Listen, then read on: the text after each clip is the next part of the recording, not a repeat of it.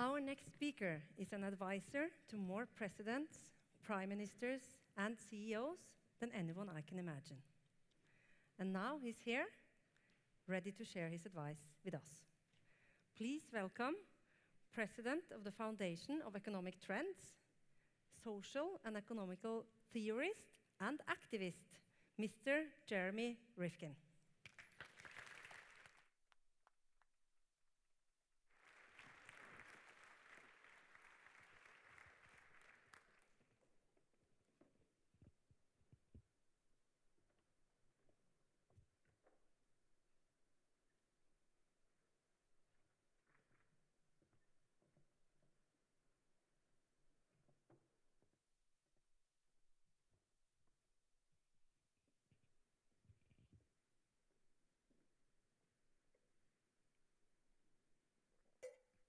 Good evening, everybody. It's a pleasure to be in Norway. It's been a few years. Long day, good day. Okay. No cameras, no photos. Okay. No, unless you want to go in the back. I'm used to a classroom, nice and quiet. All right, good evening again. Let me start with an anecdote, which I think may be helpful for where we want to go here in Norway and around the world. When Chancellor Merkel became Chancellor of Germany, she asked me to come to Berlin in the very first 2 weeks of her new government to help her address the question, how do we grow the German economy in the 21st century? Now remember, Germany actually is the most robust industrial economy per capita in the whole world. So when I got to Berlin, the very first question I asked the Chancellor is, Madam Chancellor, how do you grow the German economy, the EU economy, the global economy, in the last stages of a great energy era? That's the problem facing the whole world. The second industrial revolution based on fossil fuels is dying. It's on life support. We can smell it. And I can tell you, in the corporate boardrooms, they know this. Fossil fuel energies, nuclear power, becoming more and more expensive. They're maturing. Does anyone here think these are sunrise energies? Their prices are totally volatile on world markets. And what's interesting now is the technologies that we developed for these energies, like the internal combustion engine, centralized electrification, have exhausted their S-curve. There's almost no productivity we can wring out of these old 20th century technologies based on fossil fuel and nuclear power. And we forget sometimes that the entire civilization is made out of fossil fuels. We grow our food in petrochemical fertilizers and pesticides. Our construction materials are almost all made out of fossil fuels. Most of our pharmaceutical products are still based on fossil fuels. So is our synthetic fiber, our power, our transport, our heat, our light, our packaging. You know, I wonder sometimes if we do survive this moment in history. I think it's problematic, really. I wonder what future generations are going to think of us 500,000 years from now. The pyramids will be gone. The monuments will not be here. The only record they're going to ever have that we were here, they're going to see our CO2 footprint and our methane and nitrous oxide in the geological record. And they're going to say, oh, way back then, they were the oil people. We had the Bronze Age, the Iron Age. These people lived on the carbon deposits of the Carboniferous era, and they created an entire civilization based on it. It was exciting, short-lived, and they almost took us to the end game. So when oil started to go over $100 a barrel in 2007, all the other prices for everything we buy started to go up. At $120 a barrel, we had food riots in 22 countries because the price of wheat, rye, barley, and rice were doubling and tripling because of the oil price. And we had 1 billion people in harm's way who made $2 a day or less. At $147 a barrel, July 2008, everything we were buying was too expensive, and we all stopped shopping. Purchasing power shut down. The economy collapsed. That was the economic earthquake. The collapse of the financial market 60 days later was the aftershock. Our government leaders are still dealing with the aftershock. You couldn't keep the credit-ridden, debt-ridden Ponzi economy alive when the real economy shut down. How few government leaders are literally willing to deal with the earthquake. So this is an end game. We now know in the business community that we're in 5-year cycles. of growth and slowdown. Oil prices went to 30 a barrel in 2009, no activity. We started replenishing the inventories in 2010. Oil goes up, it hits a small peak at 123 a barrel, and again, we start to see a second slowdown. The reason this is happening, this end game, is we've hit two milestones. Peak oil per capita, 1979. Peak oil production, according to the International Energy Agency, 2006. So when China and India brought a third of the world into the game, at an 8, 9, 10, 11, 12% growth rate, there's just too much aggregate demand for the supply. Might be good for Norway, not good for the world. And this is still short run for you. It won't be good for you in the long run.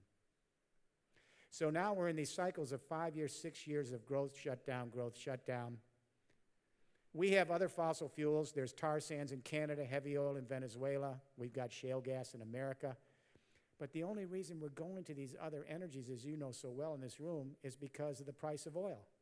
It's much more difficult to extract oil from sand and rocks than from an oil well gushing up out of the ground in Saudi Arabia. And tar sands isn't even competitive under 80 a barrel. And we're now learning that the shale gas was a gold rush. We're exhausting the sweet spots in the deposits quickly, and this shale gas is going to give us 2 years at the most, according to Andy Hall. Some of you know Andy Hall, probably the chief prognosticator of oil in the world. He says this is just a short bubble. And now this economic crisis is giving rise to an even more profound species crisis. Copenhagen, 2009. 192 countries, head of states show up there to address the Entropy Bill for the industrial age. We have any engineers here? Let me see. Oh, good, good, good. Now I feel more comfortable. Because at least you studied the laws of thermodynamics. There is no escape. You have to pay that Entropy Bill. This is not a metaphor. We've spewed massive amounts of carbon into the atmosphere in the 19th and 20th century for the first and second industrial revolution.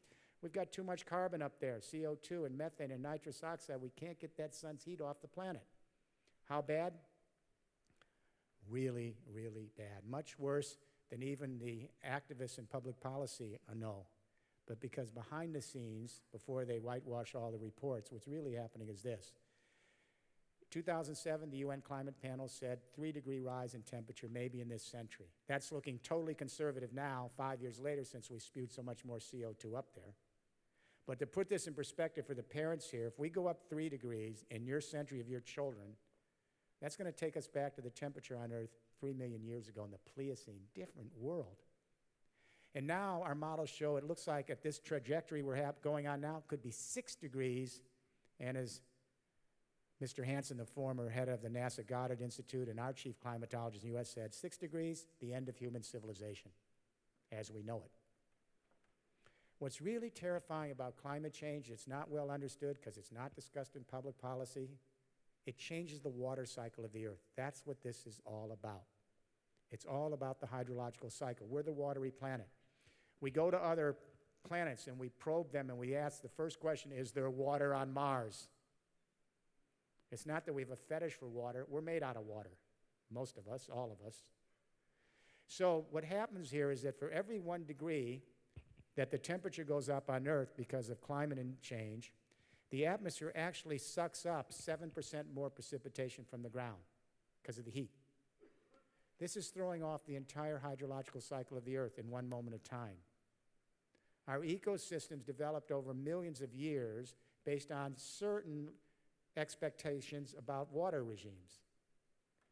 And now they're destabilizing all over the world because the water regime is shifting so quickly. This is what's so scary. We're seeing longer and more bitter winter snows at the end of the season. We're seeing more dramatic spring flooding. I was in Germany last year when the floods hit. I saw it. We're seeing more prolonged summer droughts and more wildfires as a result. We're seeing more Category 3, 4, and 5 hurricanes during the hurricane season. We're seeing more glacier melt and more seawater rise. And this is just 2013. Our ecosystems can't catch up to this, and they're destabilizing every single continent on this planet. Our scientists tell us in all the studies, we are now actually in the 6th extinction event. We're here. It's not academic.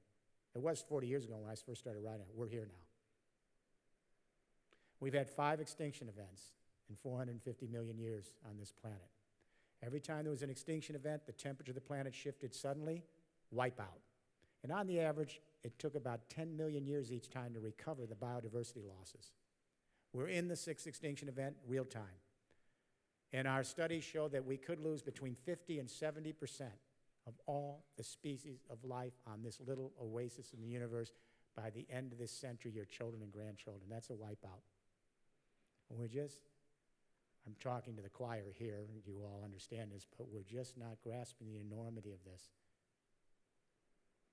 As my wife says, we're kind of asleep. There's no guarantee for the human race. You know, we're the youngest species. We're the babies. We've only been here about 175,000 years, anatomically modern humans. 99.5% of all the species that ever lived on this planet have come and gone. How are those for odds? So what do? We have a global economic crisis in 5-year cycles of growth and slowdown. We have a younger generation overqualified. The jobs aren't there. We now have a species crisis, and climate change has taken us to the 6th extinction event on Earth. So the real question is, what do? We need a new economic game plan for the world and a vision to accompany it. That vision and game plan has to be compelling, and it has to deliver. And it has to deliver as quickly in the emerging countries as the industrialized nations. And what I'm saying to you tonight is we have to be off carbon, not clean, not low, off carbon-based fuels in 30 years if we have any chance of beating this race to climate change. I don't see anything short of this doing it. So we have to step back and ask the question, how do the great economic revolutions occur? Because if we know how they occur, we're going to get a roadmap in Norway on how you can help lead Europe and the world into this new era of history, post-carbon era. The great economic revolutions in history occur when two phenomena come together, and they don't happen often. First, new energy regimes, and we've had various energy regimes through our sojourn on this planet. New energy regimes make possible more complex civilizations. Bring more people together, integrate skills, create larger social organisms. But it's the complexity of those energy regimes then require new communication revolutions that are a fit that can manage and organize and coordinate those complex energy regimes. All through history, when communication revolutions and energy revolutions converge, they not only change the economic paradigm, they change spatial temporal orientation, the way we organize the society, consciousness itself. For some of you who are historians or scholars, the book before the Third Industrial Revolution, that Third Industrial Revolution is the second in a 3-book series. The first is called The Empathic Civilization. It's a relook at the historical narrative. And we trace these communication energy regimes and how they accompany changes in consciousness in history. I warn you, it's 660 pages. My wife said, were you out of your mind? Kids are texting 150 signatures and you put out a 660-page book. But if you want to take a look at it, please do. Let me start in the 19th century. We had a very powerful communication energy transition. We went from manual print presses in the 19th century to steam power printing. This was a big deal, like the internet today, because we could mass produce volumes of print material very cheaply with very low transaction costs. But then we had to create mass literacy for this new cheap print revolution, just like we have software literacy today. So we introduced public schools in Europe and America, and we created a print-literate workforce with the communication skills to manage a very complex coal-powered, steam engine-driven first industrial revolution. Could never have organized that industrial revolution with an illiterate workforce. We needed the communication skills of print literacy. 20th century, second industrial revolution, another convergence of communication energy. Centralized electricity, and especially the telephone, and later radio and television, became the communication media to manage a more complex oil, auto, and suburban build-out and a mass consumer society. It's that second industrial revolution that's clearly on life support. It's not coming back. We are fortunate. We are on the cusp now of a new convergence of communication energy. Very fortunate. There are periods in history where there's nothing to replace the old regime. When Rome fell in the 6th centuries, it denuded its agricultural base. That was its energy base, which supplied 2/3 of the revenue for the Roman Empire. And when they did that, there was nothing to replace it. The hordes were at the gate, and we had 6 centuries of downtime, a dark period in history. We're fortunate. We have a new convergence of communication energy developing right now in Europe, and I should say Germany is all over this, and Denmark, right near you, is all over this, way ahead of Norway, not even close in other countries, Denmark and Germany. Ask your new prime minister to go visit Denmark and visit Germany, and then she needs to ask herself the question, does she want Norway to stay in the 20th century or move to the 21st century? I'm very clear on this.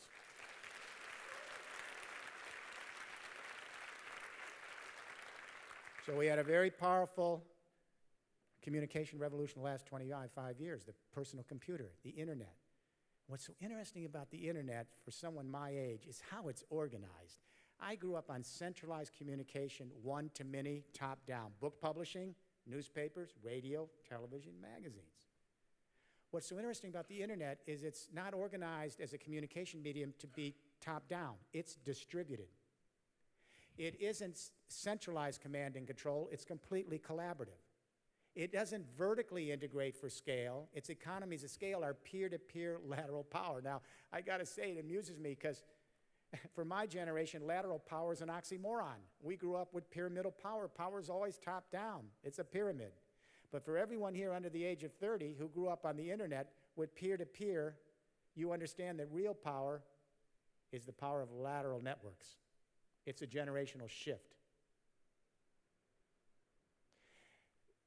If I had said to you in 1989, remember the World Wide Web came out in 1990, if I had said to you in 1989 that in 2013, just 2 decades, a little more, a third of the human race would be sending audio, video, and text to each other at near zero marginal cost. 1 billion young people would be on the biggest family album in history, Facebook. 500 million people would be chattering on Twitter every day and gossiping. And a third of the human race could Google up on the magic box and in 2 seconds get the knowledge of the world at their fingertips almost for free. What would you have said in 1989? We did it. Because the human race is an terribly impressive species. We have the biggest neocortex. We're the most social species. When we get it right, we can move it quick. That's only half the story. What I'm saying to you is the internet, which is a distributed, collaborative, peer-to-peer, laterally scaled communication medium, is now merging with the new energy regime. Distributed energies, which have to be organized collaboratively and scale peer-to-peer, lateral power. It's a perfect fit. What are distributed energies? Let me compare them to elite energies. Coal, oil, gas, uranium, they're elite. Go home today, you won't find them in your backyard. Well, you might in oil in Norway, but you won't usually find them in your backyard. And these fossil fuels and uranium require huge military investments. Literally millions of people have died in wars to vest this. We fought 2 world wars over the coal in the Ruhr Valley between France and Germany alone. They require huge military investments, huge geopolitical investments, and massive infusions of capital to get them from the wellhead to the end user. These are the most elite, the most centralized, the most vertically scaled, costly energies in all of history. What are distributed energy? Go home today, you will find all the energy literally you will ever need right there in your neighborhood. The sun shines all over the world every day. Unless you think you can't do it in Norway, here in Oslo, you're about at the same place as Germany, and Germany's doing it all over the country. No excuse. You can put the solar in tomorrow morning. 40 minutes of sunlight powers the world for a year, 7 times more power than we'll ever need. 1/10 of 1% of the sun that falls on the earth, if harnessed, gives you more power than the human race could ever imagine. The wind blows all over the world every day, and Norway is the Saudi Arabia of wind. I don't need to remind you of that, all right? 20% of the wind harness gives you 7 times more power than the global economy needs. Underneath the ground is the remainders of the sun. That hot geothermal core of energy, that's the sun. We can take it up at a moment's notice for energy.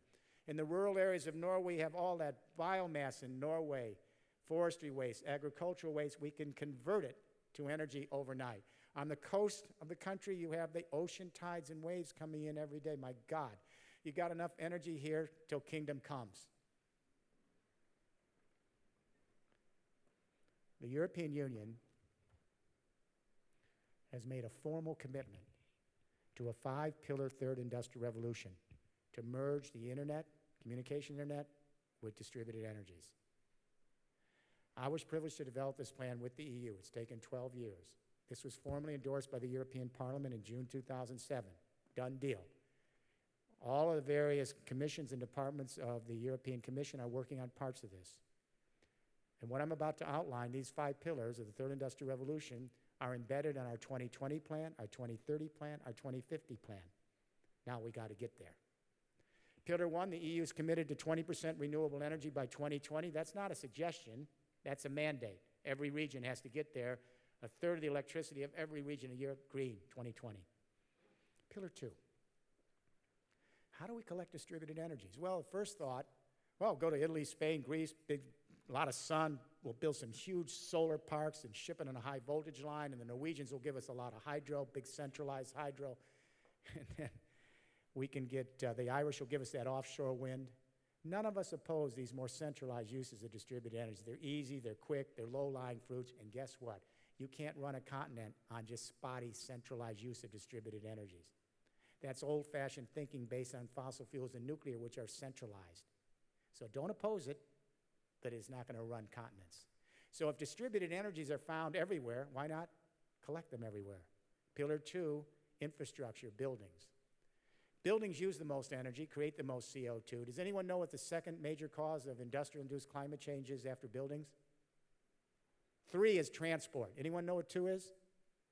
Beef production and consumption and animal husbandry. And I say this because not a single world leader, even the ones I advise, 192 countries, not one single world leader has made one statement, one sentence on the number 2 cause of climate change. Even Al Gore doesn't want to talk about it. Because we might offend our food sensibilities by having to move slightly down the food chain. Really, it's not amusing, it's pathetic that we can't address these. Maybe we're not worthy of staying here on this planet. We can't even do that. Number 1 is buildings. We have 191 million buildings in the EU. Homes, offices, factories, barns, and sheds. And our goal is to convert every single existing building to your own micro power plant.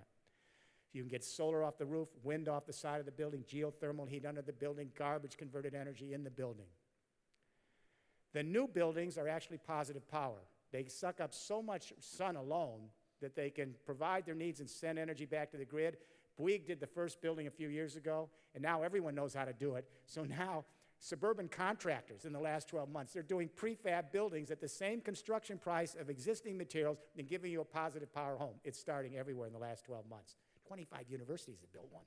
Once you know how to do it, it's easy. Pillar 2 jumpstarts the economy. We have to retrofit every existing building to get their energy efficiencies up. Then we can install the power. That's millions of jobs, thousands of small and medium-sized enterprises, 40 years of converting the building stock. The key first item is get the efficiencies up. Then you can put the power on. Otherwise, everything leaks. Here's the analogy. In 1970, we had a few mainframe computers. They cost millions of dollars, a few companies sharing information top-down. Then Steve Jobs and a couple kids, college kids, back in the garage, Silicon Valley, they create the personal computer. Now a third of the human race sending audio, video, text, distributed, collaborative, lateral, near zero marginal cost. Good for us. What I'm saying to you now is that right now we have several million buildings in Europe, millions, producing their own power because we put in the feed-in tariffs, not some other scheme, think feed-in tariffs. In 10 years from now, we will have tens of millions of buildings, existing and new ones, all over the world, generating their own green electricity. In 20 years from now, we're going to have several 100 million buildings producing some of their own green electricity. How do I know this? My economists have run the numbers. I chair a group of 120 companies, electronics, IT, logistics, construction, power, energy. We've run the numbers, but so has Ray Kurzweil at MIT. And what we found is that solar and wind are on an exponential curve for 20 years, just like computer chips. Same thing. You know, Watson at IBM in the 50s said, well, we're only going to need 4 computers. He didn't understand exponential curves, Moore's law. Double the cost, half the price every 2 years. Solar and wind have been on the same trajectory for 20 years. The prices are going down, and metaphorically, we're at the 20th day where it's going to shoot straight up right now. As Ray Kurzweil said, if we double, we have 8 more doublings in 16 years, just on the same curve, we're in a total solar era alone. So what I'm saying is this: as the harvesting technologies become cheaper, solar and wind, and the next ones for exponential curves will be bioconverters, geothermal, waves and tides will be a little slower. The harvesting technology is going to get cheaper and cheaper, just like computers, same trajectory. And right now, you can get a cell phone free if you buy the service, and you can get a Raspberry computer for 25 bucks. What I'm saying to you, on the same curve, if nothing changes, within 10, 15 years from now, the harvesting technologies for solar and wind will be as cheap as cell phones. And here's why the energy companies are terrified. Once we had the infrastructure in for the communication internet, the actual information is near zero marginal cost. It's free. You just have a service provider. Same here. As the harvesting technologies come in, the sun off your roof is free. The wind off the side of your building is free. The geothermal heat under your building is free. Your garbage converted energy is free. We're heading to near zero marginal cost energy. Germany's already there. In fact, the moment you put the solar panel up or the wind, you have to pay back the investment, 4, 5, 6 years, but the actual energy is free.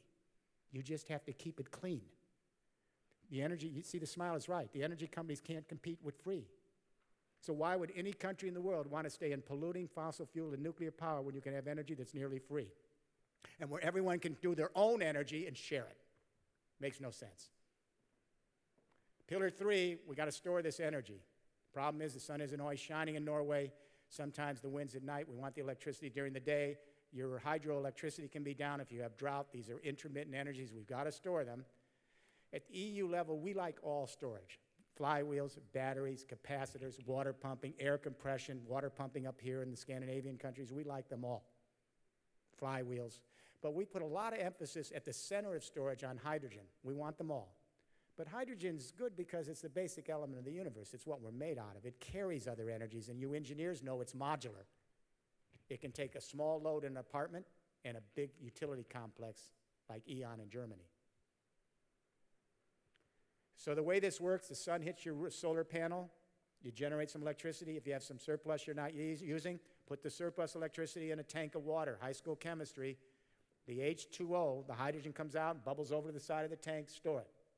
When the sun isn't shining, convert it in a fuel cell back to energy. And engineers, this is a tiny thermodynamic loss in conversion, tiny at the end spot, compared to the conversion loss at every step of bringing uranium and fossil fuels all the way to the end user.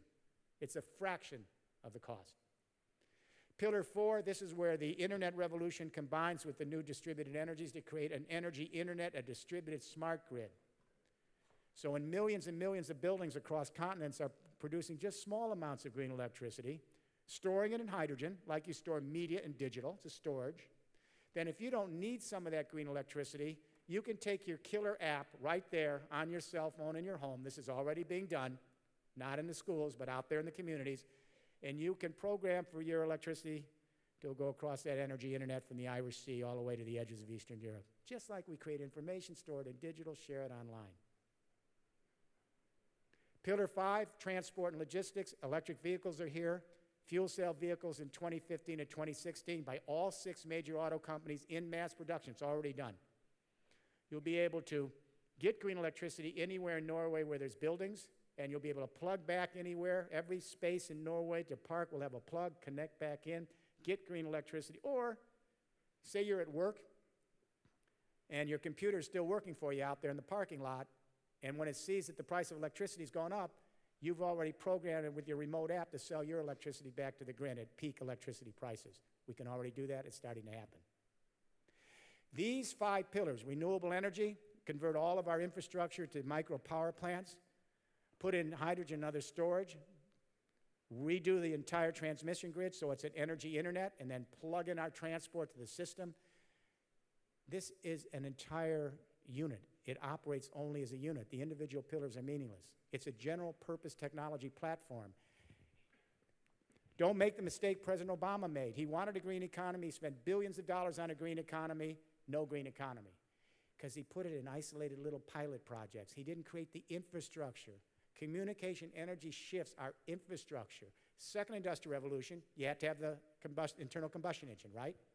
Then you had to have, Henry Ford had to have electricity, centralized electricity, so he could have electric power tools that were mobile so he could bring the work to the workers and put out a cheap car. But then he also had to have the road system in, and the gasoline and oil pipelines had to be laid out, and the telephone had to go to the rural areas so we could communicate and create suburbs and broaden our market possibilities. They did it all at the same time over 30 years.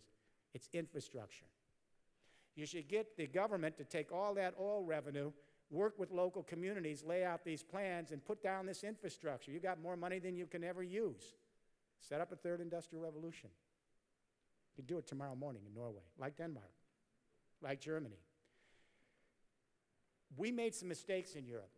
We knew about the 5 pillars, but we didn't move them in at the same speed.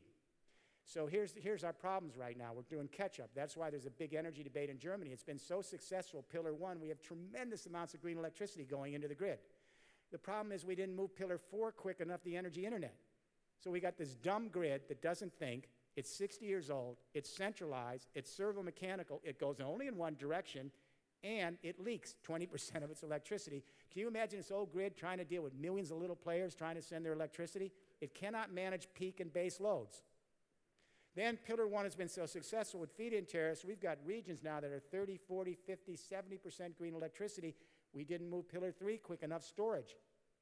You engineers know we're losing 3 out of 4 kilowatts because we're not storing the energy so it can be used when it needs to be used. Then our car companies like Nissan, Renault, and Daimler are petrified. They spend billions of dollars on electric vehicles and now fuel cell vehicles. If there's no infrastructure to plug it into, it's all lost. In Norway, you need to bring it all together, each region, and nodally connect up like Wi-Fi.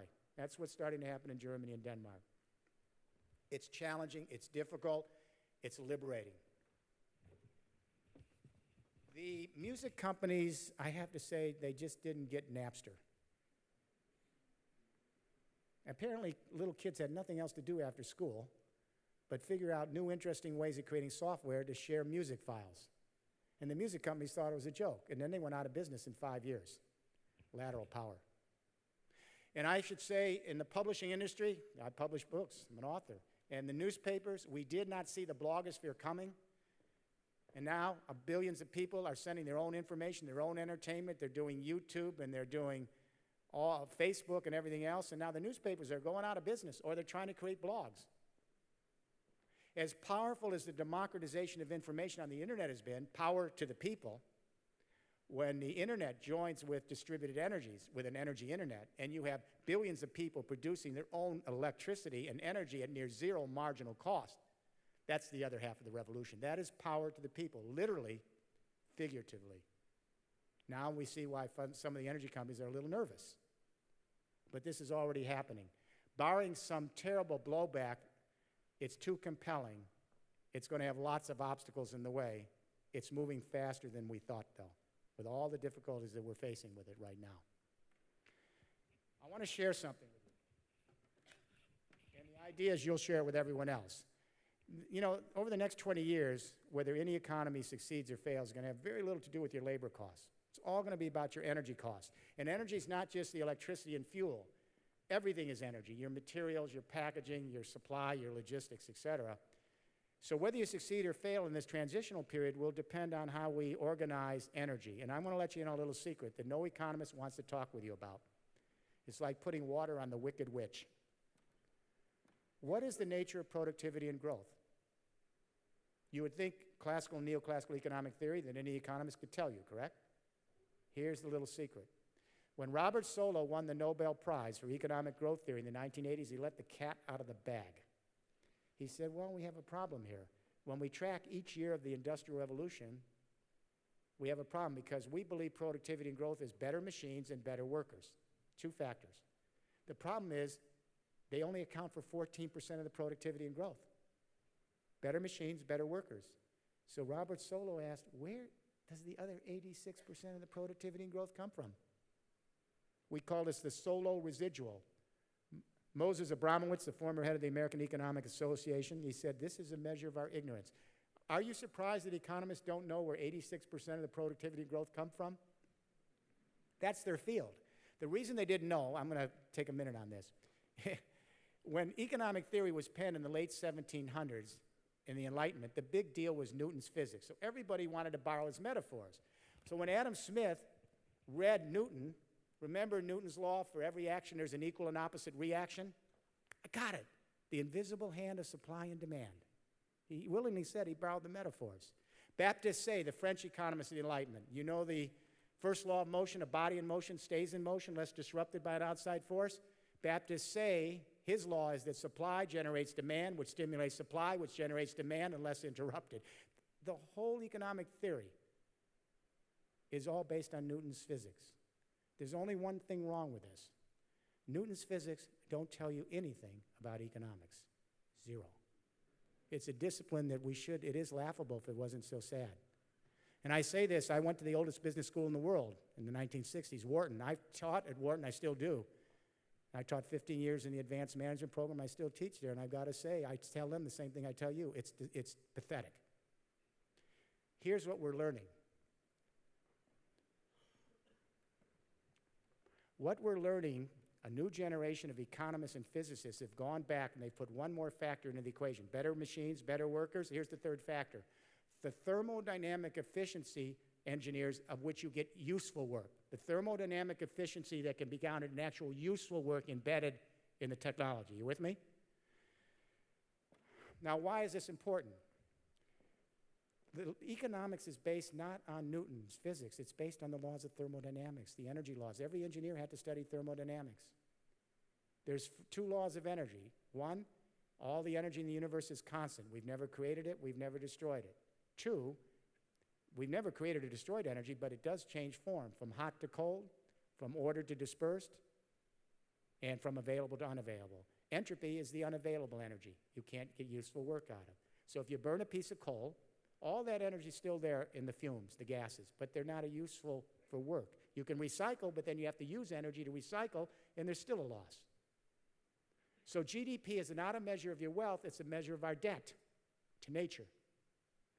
So what we are now learning is that all economic activity is based on the first and second laws of thermodynamics. We take low entropy available energy in nature. It can be a metallic ore, a rare earth, fossil fuels. We take that embedded energy, and every time we convert it across society in the value chain to make goods and services, we're using energy to embed the actual conversion, and we're losing energy in the process engineers, and eventually the goods and services go back to nature recycled at a loss, correct? That's the laws of thermodynamics. The problem is every engineer knows this, every chemist, every architect, every biologist, because you study the laws of thermodynamics. Did you know that the laws of thermodynamics as a course are not required in any business school in the world? So you have two languages here. Engineers know more about economics than economists. Why do I say this now? Because the third factor, better machines, better workers, thermodynamic efficiencies, if you put that factor in for each year of the Industrial Revolution, it accounts for most of the other 85, 86% of the productivity. So when environmentalists say we need to be more efficient and economists say that's a drag on the economy, the environmentalists know best here, all right? So what I'm suggesting is this. What does this have to do with this five-pillar third industrial revolution? Here's what we really have here. You know Cisco, IBM, GE, and Siemens. They're all talking about smart cities, smart planet, intelligence communities, correct? And the big discussion now is about the Internet of Things. How many have heard the concept, the Internet of Things? That's what we mean by smart, intelligent society. But there's a little bit of a misunderstanding of what this Internet of Things is. I sat down with Cisco last year and Siemens this year, Siemens, their chairman, their board of directors, because they're sort of inching around it. They just missed one element, and here's what it is. Now I think everyone's got it. These five pillars, they're an infrastructure revolution. They're smart. They're really smart. So we're starting to connect sensors to everything. Those sensors communicate the machines to machines, machines to humans. Everything's connected. The resource flows, sensors. What's going on in the agricultural fields, sensors in the soil. What's happening in the warehouses and distribution centers, how much is there, what's being shipped, what's the traffic look like on the roads, how long is it going to take to get there, what's the price of the electricity on the grid today, how much material has gone off the assembly line here in Norway in the last hour, how many people bought how many shoes at the department store in Oslo. All of it's open source, and you can voluntarily come in or stay out. You follow me? The big battle is, will it be enclosed by the big companies, or will it be kept open so all of us have access to this? What these 5 pillars give us is an Internet of Things. The Internet of Things is 3 internets in one. The communication internet, it's in. The energy internet, it's moving in places like Germany. And the logistics internet. When you put them together, those 3 internets, you have the Internet of Things, and we're able then to connect sensors and software so everyone and everything can communicate, and you're constantly collecting big data. On your little app in your home, your small SME, your producer co-op, or your big company.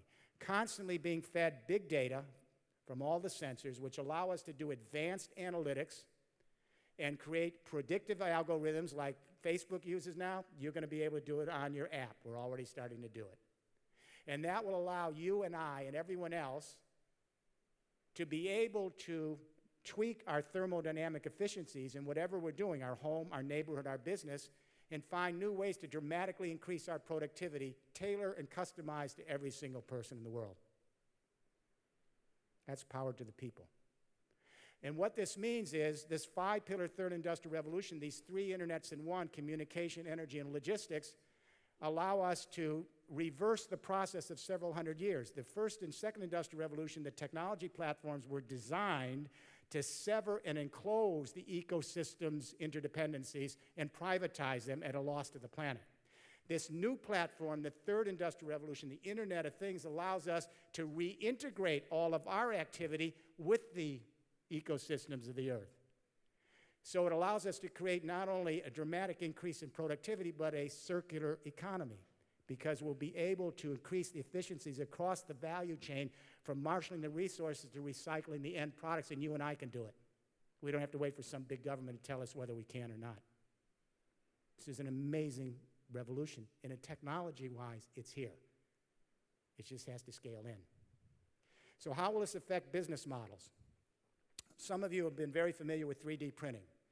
3D printing is the business model of a distributed, collaborative third industrial revolution. If you try to plug and play a 3D printer into a second industrial revolution based on centralized energies and telecommunication, you'll get no productivity out of it. That's why Germany is going to beat out Silicon Valley.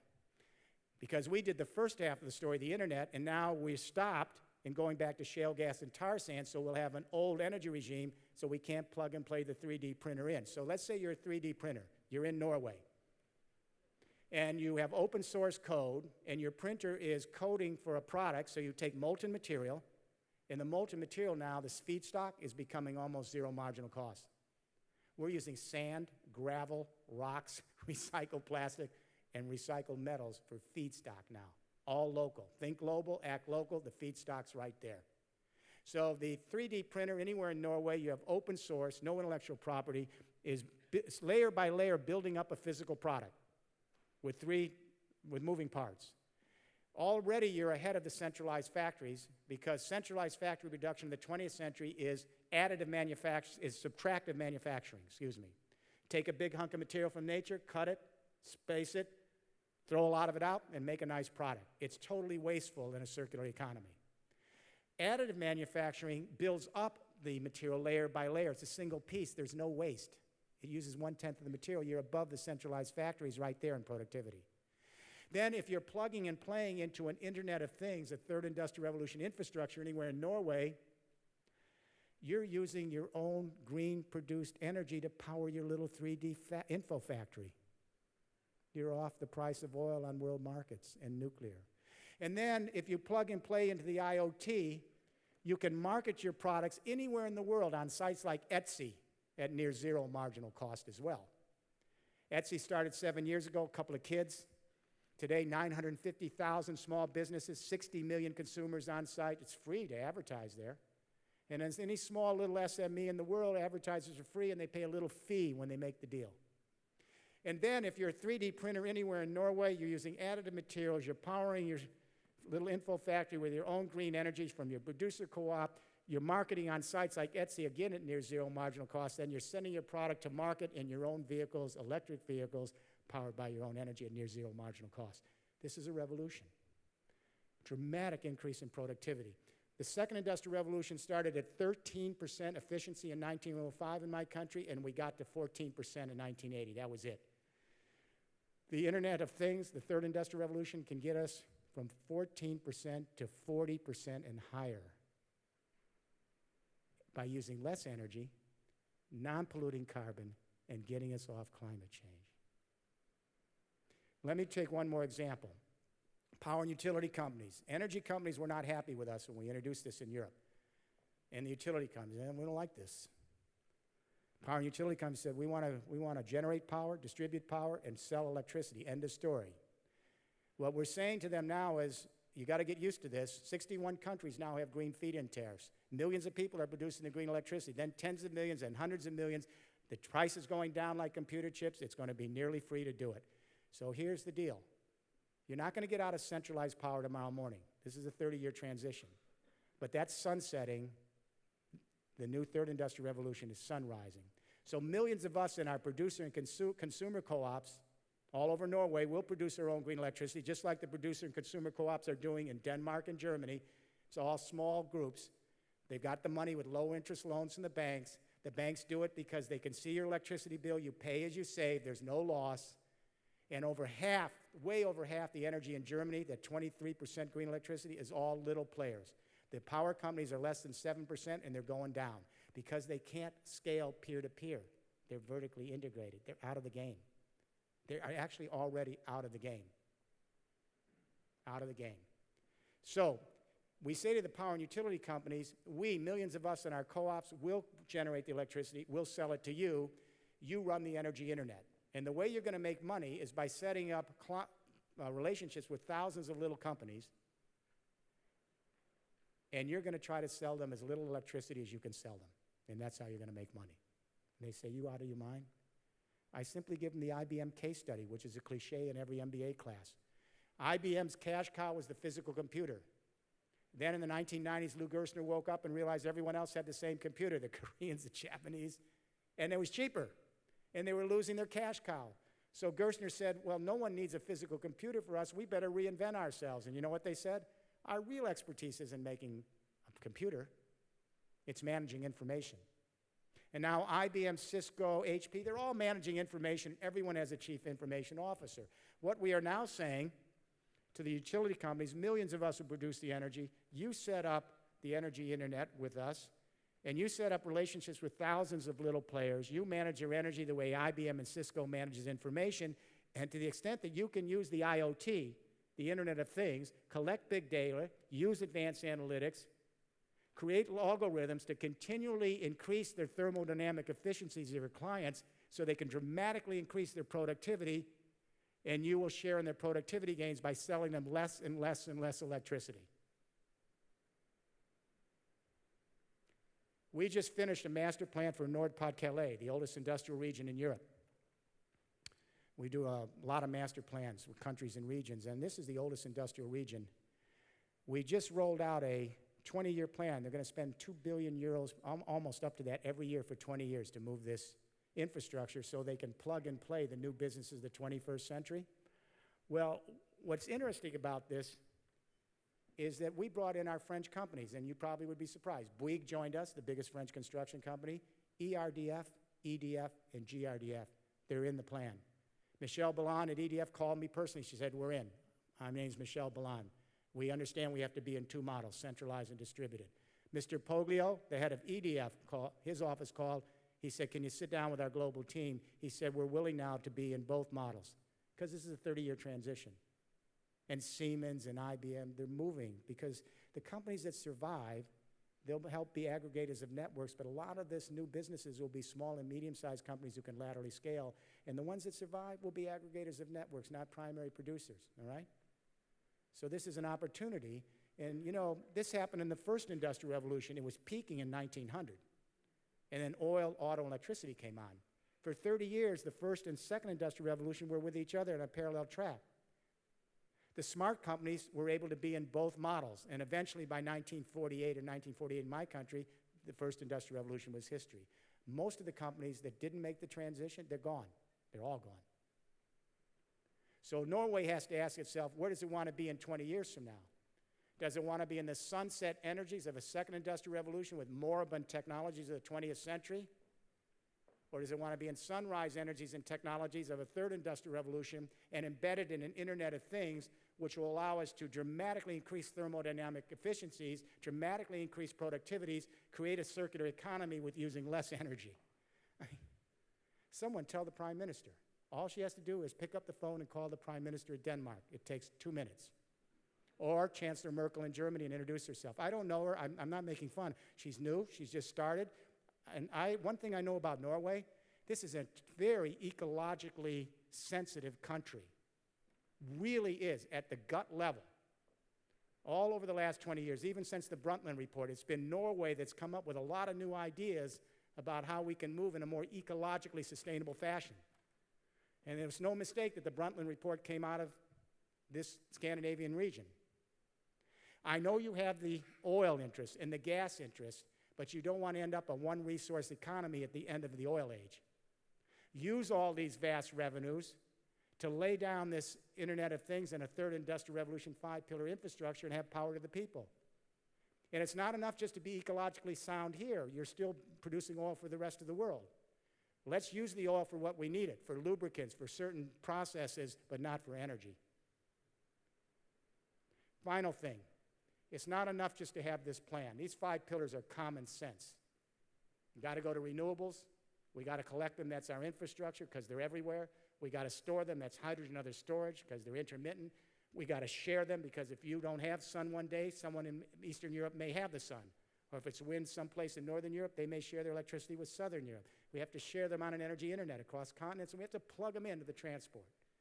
But what I'm saying to you here in closing is I really don't think we're going to get there in time if it's just about technology. Sorry, engineers. What we have to see is a really dramatic shift in consciousness in one generation that separates the internet millennial from their kids.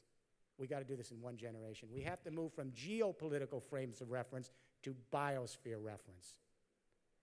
Economic revolutions occur, new energy and communication revolutions merge, they change temporal spatial orientation. They change consciousness. We have to make a shift. Geopolitical consciousness is based on the idea of enclosing the commons of the world, privatizing them, separating them, and eking some productivity out of them by competing with each other for the resources. The Internet of Things, the third industrial revolution, allows us to reintegrate all of the various intricacies of the planet and create the synergies that allow us to move with the biosphere, not against it. That's what a circular economy tries to get to. So what I'm suggesting is this: we need biosphere consciousness. The biosphere is the sheath from the stratosphere to the oceans. We're all living in geochemical processes that are interacting in a really complex choreography that we're barely understanding. And it maintains this fragile proposition called life on Earth. It's extremely complex. We're just beginning to study it. I'm guardedly hopeful because there are 14-year-old kids coming home from school. I mean, all over the world. In 10 years, they've got biosphere consciousness. I'm talking about, I'm seeing in Africa, Asia, South America, not the poorest of the poor, but the middle-class kids. They're asking their dad, why are you using so much water there while you're shaving? Wasting the water. Why is the red light on the television? No one's watching that TV, wasting electricity. Why do we have 2 cars? Why not have a car sharing for 1? Less use of energy. And the one I particularly found of is we got a lot of 14-year-old boys and girls coming home, and they're sitting down at the dining room table and they're saying to their parents, where did this piece of beef come from? It's creating a huge havoc in a lot of homes. Where did this piece of beef come from? Did it come from a rainforest? Did they have to destroy the tree canopy for 3 little inches of topsoil for 3 little years of grazing for my beef? And when they destroyed that tree canopy in the rainforest to graze the cow, what happened to all the rare species of life that only lived in that tree canopy? Gone forever, extinct. And the kids are smart enough now to understand that the trees absorb CO2. So if the trees are gone to graze the cow for the beef on the table, there's no trees to absorb the CO2, so the temperature's going up on Earth. And then maybe some farmer 10,000 miles away, she can't feed her kids because she's getting floods and droughts. The kids are learning ecological footprint. This is a new metric. We didn't even have this 20 years ago. We can actually measure each of our footprints, our ecological footprints, in relationship to the biocapacity of the Earth. You can go up on the web and do it. So they're learning that everything we do, everywhere on the planet, every human being and every species has an ecological footprint that affects the well-being of every other species, the ecosystems we live in, and the biosphere as a whole. They're learning that the indivisible community we all live on is the biosphere. And its well-being determines ours, and our ability to actually synchronize our activities as a species so that they mesh with the ecological prerequisites of the biosphere is critical to our survival. This is a new consciousness. And these kids are doing this because they're starting to get connected. You know, if you have an earthquake like in Haiti, within 2 minutes, all the kids in the world are on Facebook, and they're on their cell phones, and they're interacting with the kids in Haiti, and they're getting messages from each other, so they feel like they're empathizing with an extended human family. Biosphere consciousness allows this younger generation to feel that we're embedded in larger communities that finally are the human family writ large. And more importantly, we're learning it's not just the human family, that our fellow creatures are part of our evolutionary family, and they have to be written directly into the equation. So here's what I would suggest. It's a moment of opportunity. You have a new prime minister. I know nothing about the prime minister in this cabinet, but I do know about 20 years of Norway being at the forefront of ecological consciousness and sustainability. That we know. There's a history here. I understand that there's a bit of a contradiction because you rely on gas and oil, but you don't need it to be a contradiction. What can happen is use those oil and gas revenues intelligently so that we can use them to lay down the infrastructure so that every community, every neighborhood, every business in Norway can be part of a third industrial revolution, so we can distribute power so that the businesses here can be distributed. One of the things we always see in the global indexes, Norway comes up in the top 5 countries. They're all Scandinavian, and every one of them believes in a social market model. No one gets left behind, quality of life. Do I have it right? You already have it in your DNA. It's in your cultural DNA. Nobody gets left behind, social market model. This third industrial revolution distributes power. We don't want to be afraid of it. We want to embrace it. So my hope here is Norway, that we take that oil and gas money, and not just that, and we take our best expertise, all the businesses in this room, the NGOs, we work together to lay down master plans in each region. Let Norway join Denmark and Germany, and you can do this quickly. You have 9 million people here. You can move this quickly. You have the technology, the skills, the professional expertise. I know I'm speaking to the choir here. I know everyone in here spent 20, 30 years of your life doing this. Now is the time to move it out the door and scale it. No more pilot projects. Scale the infrastructure. Have government and the civil society and the business community work together so Norway can be the flagship for this third industrial revolution. We can hopefully reduce the temperature on the planet, address climate change, create a more just and sustainable economy for our kids, and replenish this planet for future generations.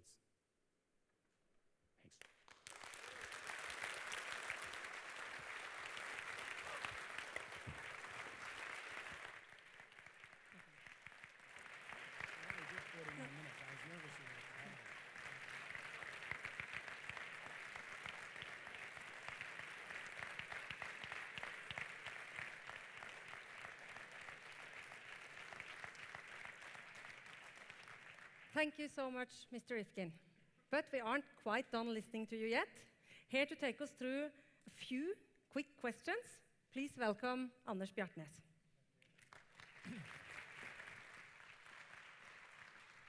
Thank you, Mr. Rifkin, for a very interesting speech.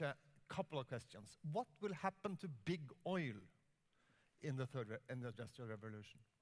Mike.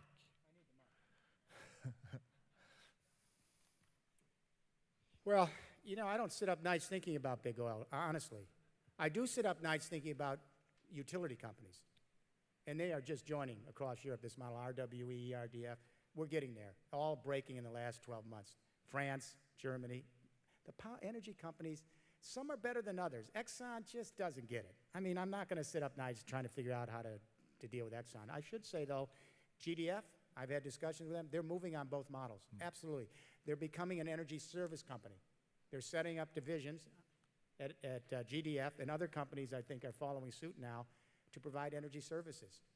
Absolutely. So you don't predict that they're dying? I would say that some companies, there's companies like Exxon that will never get it, and I think they're just not going to be here, and they're not going to be here in 30 years from now. You have to look at it this way. As this moves in, and you're moving toward near zero marginal cost energy, you're developing harvesting technology that are cheaper and cheaper, and they go just like computers and cell phones. What do we need by paying high prices for fossil fuels and gas, fossil fuels and nuclear, when you and I can generate energy at near zero marginal cost? That's already happening. Have you It's looked already at happening. Statoil? What? Have you looked at Statoil? You know, I actually had an invitation to meet after the lecture here with the new Vice President of Sustainability. We're going to spend an hour tonight, and I got a message about, just before I came on, that she had taken ill, unfortunately. It was her request, too. So maybe I can catch up with her, because I think Statoil could get right in there. If GDF can do this, why not Statoil? For sure. I think it'd be good for Norway and good for Statoil. And what I say to them, you're not leaving the second industrial revolution tomorrow. Don't panic. But it's sunsetting, so be in two models. And make sure that you wean off as quickly as you can over the next 3 decades from the old model to the new, so you can be in a position to be a valued part of Norwegian society and the global economy in 25 years from now. We have a very big sovereign wealth fund here. How should Norway invest the huge amount of money we have in our oil fund? You have a huge amount of oil and gas reserve money here. The third industrial revolution requires top-down and bottom-out. In other words, your government here has to create codes, regulations, standards, right, engineers, and interoperability and incentives. But the local regions are going to have to create their own master plans to lay out the third industrial revolution, because it's customized to each region. Each region has different resources, different employment pools, different businesses. So I know in our group, we go in and we do plans with each region collaboratively, so they have to each customize. So what you should do is encourage your federal government to begin to lay out a national roadmap for third industrial revolution in concert with the EU's formal plan, codes, regulations, standards, incentives. Then work in your local regions to set up your own master plans over 10, 20, and 30 years, because it comes in like Wi-Fi. No, you're not talking about what we should do in Norway, but this fund is one of the biggest shareholders globally. How should we invest the money? What kind of companies should we invest in? Should we invest in infrastructure? If I were sitting down with the chairman of the board of Statoil, I would say you have a tremendous opportunity to have a game changer for the world and a legacy for your kids, and that is take these oil reserves, instead of pumping so much into the remaining oil to try to find it, which is getting more expensive, more difficult, stay on your existing system, but all those reserves, instead of trying to find more remote oil in the Arctic, it's pathetic, use those reserves to get to renewable energies. Use those reserves to move countries around the world into a third industrial revolution, so we can have near zero marginal cost energy within 20 years. And then if they say to me, this is utopian, I say to them, if it's utopian, how come Germany is already there? They're at 25% green electricity, heading to 35% by 2020. They've converted 1 million buildings into power plants in 6 years. They're testing the smart grid across Germany with Deutsche Telekom. Daimler's setting up its fuel stations for the hydrogen cars. Hydrogenics is working with E.ON on the storage right now. So if they said to me, well, it's utopian, I said, Germany's not a utopia. If Germany can do it, Statoil can help think about how to work with the transport companies, the utility companies, the electronic companies, the IT companies, and Statoil can be a good partner, because Statoil understands energy, just like ERDF understood energy and EDF. The question is not their expertise. It's just beginning to find out how to manage the new energies like they manage the old. So when ERDF and EDF says, yeah, we're going to be in both models, we know energy, we just have to change the energy pattern, Statoil could do the same thing. And if GDF can do it, Statoil could do it. One So last question. Tell the chairman of Statoil to pick up the phone. Okay, good. you say... I'm really serious. Pick up the phone. You say... EDF did it, ERDF did it. Why can't Statoil pick up the phone? You say that a compelling story is important to sell the idea about the third industrial revolution. Let's conclude this conversation by repeating... I'll ask you to repeat the most important message that they're giving us, a one-liner. What do you want us to remember from this evening? I'm 68. I'm not going to be here. But when I look at all the young people here under the age of 30, 40, you got kids and grandchildren, don't waste this moment. Let's hope it isn't as bad as it all looks, but it looks worse than we've actually projected with climate change. And we got a global economy that's really, really in desperate straits. It's not coming back. There's no way fossil fuels and those technologies and energies and infrastructure, it's not coming back. So don't be deceived when you see China with new old. China's moving on a third industrial revolution. Premier Lee announced on Christmas he'd read the book in English. He's directed all the agencies. I was just there for 3 weeks meeting the vice premier, all the ministers. They're moving across China on this. So Statoil in Norway should do it. So I guess my word here in Norway, take that rich tradition you have in ecological sensitivity in Norway. It's so imprinted in your culture. And become a leader in this. And go to Statoil and the government and say, we want to partner. We want to bring in our civil society and our businesses and our universities. We want to partner with each other and move aggressively, not in little pilots. And we want to do it tomorrow morning. Tomorrow morning. Thank you. Thank you very much.